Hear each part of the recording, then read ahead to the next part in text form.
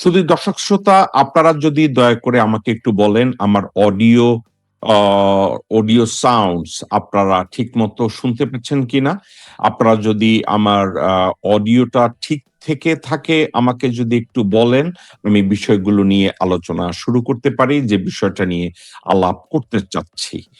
আচ্ছা, আমাকে একজন নেক্সট জেনারেশন জেনারেল ইনোভেশন উনি বলছেন জি ঠিক আছে। আর্চ অ্যাঞ্জেল বলেছে ঠিক আছে। আহ ওকে ভাই, অনেক মেহেরবানি আপনাদেরকে। আপনাদের সবাইকে অনেক ধন্যবাদ যে আমার অডিওটা ঠিক আছে। ওকে, আজকের আমি যে বিষয়টা নিয়ে কথা বলতে চাচ্ছি, বিষয়টা আপনি কি মেটাফরিক এই ধরনের কোনো কিছু যদি চিন্তা করতে থাকেন, আমি বিষয়টাকে এভাবে দেখি না। আমি সবসময় বাস্তবতা নিয়ে কথা বলি এবং বাস্তবতা নিয়ে যদি আমি কথা বলি এবং এই বাস্তব সবটাকে যদি আমরা জানার চেষ্টা করি, শুধু আমি জানার চেষ্টা করব তা না, আপনারাও যদি জানার চেষ্টা করেন। আমি কিন্তু আপনাদেরকে সত্য খাওয়ানোর ব্যবস্থা করি না, আমি একটা সত্য তথ্য আপনাদের কাছে দেই। আমার দায়িত্ব হলো একটা সত্যকে আপনাদের সামনে উপস্থাপন করা। এরপরেও আপনাদের দায়িত্ব আছে। আমি যে সত্যটাকে যেভাবে দেখেছি, সাবজেক্টটা ডিফারেন্টও হতে পারে, আমাকে আপনারা কারেক্ট করতে পারেন, আমাকে বলতে পারেন যে ভাই আপনি এক্ষেত্রে ভুল, আমাকে বলতে পারেন বিষয়টা এরকম। ইনস্টেড আমরা কালচারালি এমন একটা জায়গায় গিয়ে দাঁড়িয়েছি, আমি একটা সত্য বলবো, এটা সত্য জানার পরেও এই সত্যকে আমরা গ্রহণ করি না। একটা সত্য আমরা বলি এবং জানি এবং বুঝি, এরপরেও আমরা মিথ্যাচারিতা করব। আমরা যখন এগুলো করি, আমরা কি করি? একটা সমাজকে কলুষিত করি, একজন ব্যক্তিকে করাপ্ট হিসাবে আমরা তৈরি করি, তা মানুষের অস্তিত্বকে আমরা অসম্মান করি। আপনার অস্তিত্বকে অসম্মান করেন, কারণ আপনার অস্তিত্ব হওয়া উচিত আপনার বাঁচার জন্য, আপনার ওয়েলবিং এর জন্য, কিন্তু আপনারা তা করেননি। আমরা কি করি? আমরা কি করি? একটা সত্য জানি, একটা সত্য জানার পরে আমরা ওই সত্যটাকে মিথ্যা বানানোর জন্য, ওই সত্যটাকে অস্বীকার করার জন্য আমরা একটা ন্যারেটিভ তৈরি করি। আমরা কখনো নিজ রাজনৈতিক দলের ফেভারে কথা বলা শুরু করি, নেতার পক্ষে কথা বলা শুরু করি, অথবা আমার ব্যক্তির সাথে আমার অস্তিত্বকে বিক্রি করা আমাদের জন্য অনেক বেশি লাভবান এবং অনেক বেশি উপকারী। আমরা তাই মনে করে সামনে এগোই। আজকের আমি যে বিষয়গুলো নিয়ে কথা বলি, ইউজুয়ালি আমরা বাংলাদেশে শুনি ঋণ খেলাপি। ঋণ খেলাপি বলতে আসলে আমরা অনেকে জানে ঋণ খেলাপি। আপনারা যারা লেখাপড়া জানেন তারা তো জানেন ঋণ খেলাপি কি। ব্যাংকের থেকে লোন নেয়। একটা কথা আপনাদেরকে আমি ঠান্ডা মাথায় বলি, আমি একা একা একটু চিন্তা করে দেখেছি, ডক্টর মোহাম্মদ ইউনূসকে বড় লোকরা কেন পছন্দ করে না। ডক্টর মোহাম্মদ ইউনূসকে পছন্দ না করার পিছনে অনেকগুলো কারণ আছে।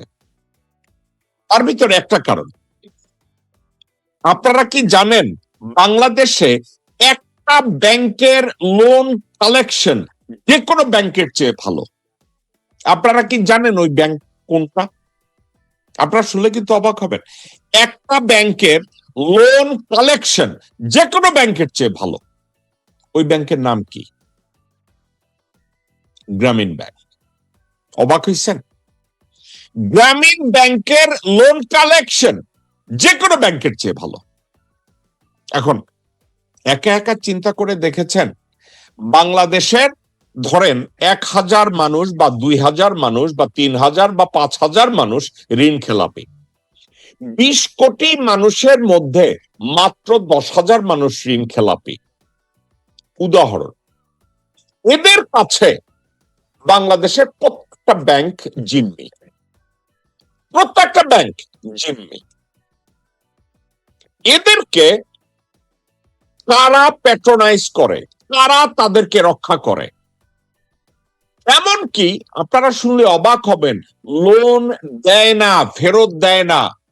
লোন নিয়ে বিদেশে টাকা পাচার করে সম্পদের পাহাড় তৈরি করে, বাংলাদেশের সরকার ওই ব্যক্তিকে করে হাজতে ঢোক বদলে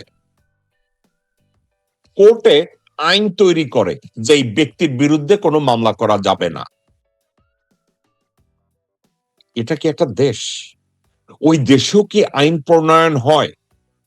ওই দেশে কি আল্লাহর রহমত হিসাবে বৃষ্টি হয়, সূর্য উঠে? ওই দেশে কি বসন্ত আসে?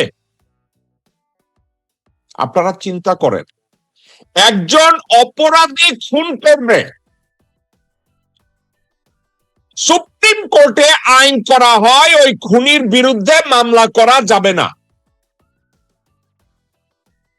এটা কোন দেশে ভাই? একজন ঋণ খেলাপি, সে চোর, সে ডাকাত, সে দেশদ্রোহী, একটা সমাজে ইমব্যালেন্স তৈরি করে ওই ব্যক্তি। আমরা ওই ব্যক্তির বিরুদ্ধে সরকার আদালতে যায়, আদালতে গিয়ে মামলা করে না তাকে গ্রেফতার করার জন্য, আদালতে গিয়ে মামলা করে না তার স্থাবর অস্থাবর সমগ্র সম্পত্তি বাজেয়াপ্ত করার জন্য, তারা এই কাজটা করে না। ইনস্ট্যান্ট কোর্টে গিয়ে তারা বলে যে এস আলম অথবা আহমেদ আকবর সুবাহান শাহ আলম এদের বিরুদ্ধে মামলা করা যাবে না। সালমান রহমানের বিরুদ্ধেও মামলা হইতো না, সে এখন হাজতেও থাকতো না, সে যদি হাসিনার পা চাটা শুরু না করত। কারণ সে লোন নিতে নিতে এমন একটা পর্যায়ে গিয়ে ঠেকেছে, গত 54 বছরে সে বিএনপির কাছ থেকে লোন নিছে, আওয়ামী লীগের কাছ থেকে লোন নিছে, জাতীয় পার্টির কাছ থেকে লোন নিছে, যে সরকার আসে তার কাছ থেকে লোন নাই। তারা ব্যাংকের টাকাকে মনে করে আমার বাপের টাকা। আমি কয়েকদিন আগে একটা সাবজেক্টে স্টাডি করেছি, তারা বর্তমান সরকার এস আলমের টাকা, তাদের যে লোন, এটাকে বেশ কিছু লোনকে, ডিফল্ট লোনকে রিস্ট্রাকচার করা হয়েছে। রিস্ট্রাকচার করার পরে তাকে ফার্দার লোন দিচ্ছে এবং তাকে আবার 4 ব্যাংক, এই ব্যাংকের দায়িত্ব দেওয়া হয়েছে। এই সিদ্ধান্তগুলো ইউজুয়ালি কখন হয়? এই সিদ্ধান্তগুলো হয় যদি একটা লোনকে রিস্ট্রাকচার করার আগে একজন লোন গ্রহীত ক্রেডেনশিয়াল বলতে তার যোগ্যতা, তার সততা, তার ব্যবস্থাপনা, তার অভিজ্ঞতা, এগুলোকে যদি কেউ চিন্তা করে দেখে যে এই ব্যক্তির ক্রেডেনশিয়াল আছে এবং এই ব্যক্তির ক্রেডেনশিয়ালকে বিবেচনা করার পরে তারা চিন্তা করে যে এই লোককে আমি ফার্দার লোন দেব কিনা। আপনাদেরকে আমেরিকান একটা সিস্টেমের কথা বলি। আপনি যদি আমেরিকায় একটা ক্রেডিট কার্ড পান, তারা পুঙ্খানুপুঙ্খ রূপে ওই ক্রেডিট কার্ড পাওয়ার আগে আপনার ক্রেডেনশিয়াল তারা চেক করে। বাৎসরিক ভাবে আপনার ব্যয়ের স্ট্রাকচারটা কি, আপনি কত টাকা, আপনার কাছে 100 টাকা থাকলে আপনি কত টাকা খরচ করেন, আপনি যেই টাকাটা খরচ করেন ওই টাকাকে আবার ফেরত দেন কিনা, ফেরত কিভাবে দেন, আপনার ইনকামটা কি, আপনি কোন সোর্সে ইনকাম করেন, আপনার জব কি অথবা আপনার ব্যবসা কি, এর প্রত্যেকটা দিককে তারা পুঙ্খানুপুঙ্খ রূপে বিচার করে। এবং এগুলো যদি সব বিচারও করে, হাজার হাজার কোটি টাকার ডিফল্ট যাদের, আমি লিখিত দেই, তাদেরকে কোনো লোন দেওয়া হয় না। এস আলমের মতো লোক, আহমেদ আকবর সোবহানের মতো পশু, ভণ্ড, মিথ্যাবাদী এবং সবচেয়ে বড় চোর, যে জানে যে চুরি করে, খুন করে, ডাকাতি করে, জোর করে, জমি দখল করে কি করে টিকে থাকতে হয়। তো তাদেরকে যখন আমাদের সমাজ অথবা আমাদের সরকার তাদের লোনের উপরে যদি বলে আমরা লোনটা স্ট্রাকচার করব, তাইলে আপনারা স্মল বিজনেসের ক্ষেত্রে স্ট্রাকচারটা কতগুলো করছেন? কেউই করে নাই। বাংলাদেশে স্মল লোন নিয়ে কেউ কথা বলে না, স্মল ব্যবসায়ীদের নিয়ে কেউ কথা বলে না। একটা কথা মনে রেখেন, একটা দেশের ইকোনমি বিল্ড আপ করে, একটা দেশের অর্থনৈতিক ভাবে গ্রো করে যদি তাদের মিডল ক্লাস তৈরি হয়। ওয়ারাস আমাদের দেশে মিডল ক্লাসকে ডিস্ট্রয় করার জন্য, লোয়ার মিডল ক্লাস যাতে মিডল ক্লাসে আসতে না পারে তাদেরকে ডিস্ট্রয় করার জন্য একের পর এক পলিসি তারা হাতে নেয়। এবং এই পলিসির বেনিফিশিয়ারি কারা জানেন? এই এস আলমরা, আহমেদ আকবর সোবহান শাহ আলমরা, সালমান রহমানরা, তামিম গ্রুপ, ছাতা গ্রুপ, কুত্তা গ্রুপ, হারামজাদা গ্রুপ, বেশ্যা গ্রুপ, এরা সব বেনিফিশিয়ারি। দর্শক শ্রোতা, আমাদের দেশের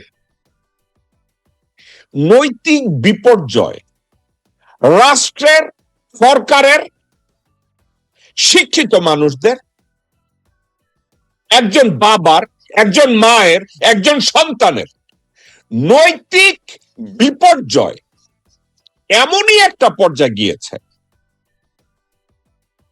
that there is no point of return। ওখান থেকে তারা ব্যাক করেন। আপনাদের দিকে আপনারা তাকায় দেখেন, যারা আমাকে গালি দিচ্ছেন, একা একা চিন্তা করে দেখেন, আমার জীবনে আমি আপনাদেরকে চিনি না, আপনি আমাদেরকে চিনেন না, ওয়ারাজ আপনারা আমাকে গালি দেওয়ার জন্য এখানে এসেছেন।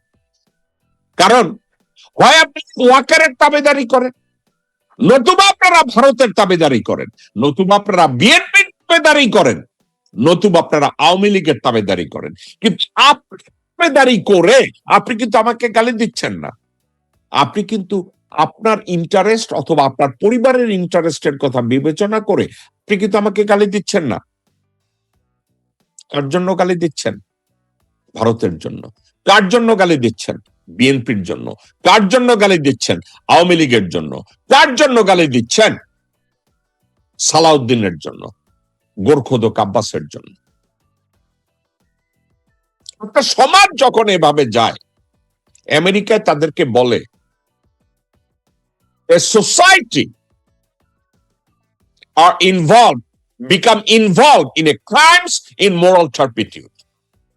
নৈতিক অবক্ষয়ের শেষ ধাপে গিয়ে আপনারা দাঁড়িয়ে বলেন জাকাতের চাইতে চাঁদাবাজি ভালো। 2 দিন পরে বলবেন বিয়ে করার চাইতে লিভ টুগেদার ভালো। 2 দিন পরে বলবেন